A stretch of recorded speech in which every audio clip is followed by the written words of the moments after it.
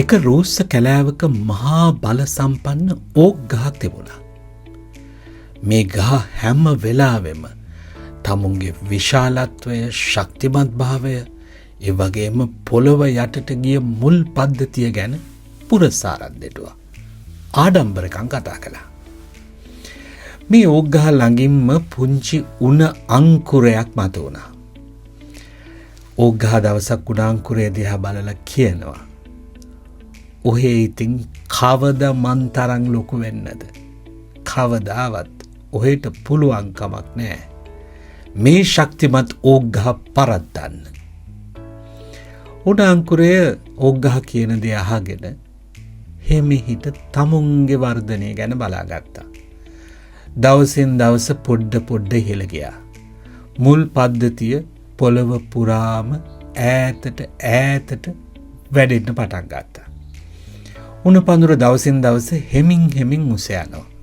මේක දැකපු ඕක් ගහ කියනවා, ඔහොම ඉතින් උස ගියාට කවදාවත් ඔහෙට ඕක් ගහ නම් පරද්දන්න හම්බෙන්නේ නෑ.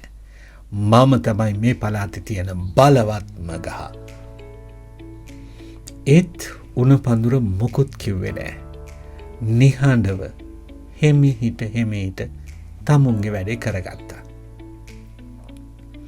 දැන් උණ පඳුර ඕක් ගහ තරමටම උසයි. ඕක් ගහ උණ පඳුර දිහා බලලා කියනවා, මන් තරම් උස ගියාට මං වෙන්න බෑනේ.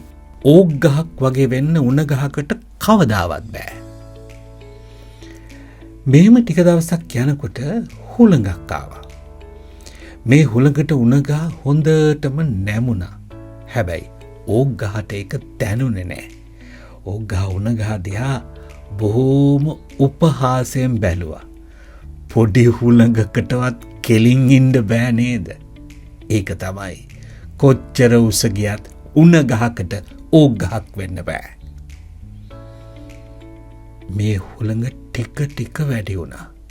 ටිකකින් මහා හුළඟක් ආවා. ඒ හුළඟෙන් ඕක් ගහ බිමටම නැමුණා. එතකොට ඕක් ගහේ මුල් ටික සේරම ගැලවිලා ඕක් ගහ බිමටම ඇදගෙන වැටුණා. හැබැයි බිමටම නැමුණු උණ ගහ ආපහු තිබුණු විදිහට කෙලින් වුණා. කාලය ගත වුණා.